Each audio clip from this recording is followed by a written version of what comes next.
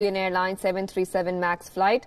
A report has unraveled many details of how things may have gone wrong right from the start. The report by the Transport Ministry of Ethiopia says a key sensor of the plane was wrecked by a bird hit.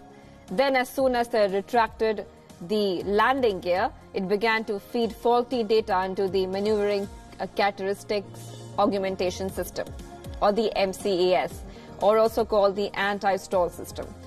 Flying faster than recommended, the crew struggled with the MCAS. The authorities have, however, said that the pilots followed all laid down procedures. But here's the important bit revealed in the initial probe report. The airline's youngest ever captain, a 29-year-old with an impressive 8,100 hours flying time, and his rookie, 25-year-old co-pilot may have made a crucial mistake by leaving the engines at full takeoff power. Such potential missteps may have sent the jet into an uncontrollable dive as well. The first time the MCAS, or the anti-stall software, kicked in, Ethiopian Airlines pilots quickly countered the movement by flicking switches under their thumbs. But data suggests that they did not hold the buttons down long enough to fully counteract the computer's movements.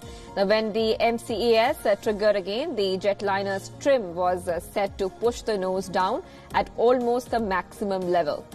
This time, the pilots countered the software more effectively, but when they turned off their system, as they were instructed to by Boeing and the U.S. Federal Aviation Administration, or the FAA, in the wake of the Lion Air disaster, the nose was still pointed downward, leaving the jetliner vulnerable.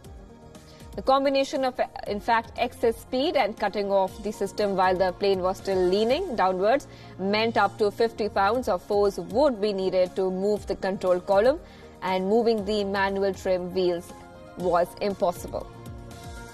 Then, struggling, the captain called out, "Pull up," 3 times. The co-pilot reported problems to air traffic control. In the meantime, the aircraft speed remained abnormally high. As the nose gradually fell, the pilots turned to a last resort device to adjust the plane's trim manual control. The captain asked the young co-pilot to try to trim the plane manually using a wheel in the center console to lift the nose and make it easier to recover from the drive. But it was hard to move the wheel. Both men then tried to pitch the nose up together. The captain, according to the report, said it was not enough. Just 6 minutes, in fact, only 6 minutes after all this, the plane crashed into a field.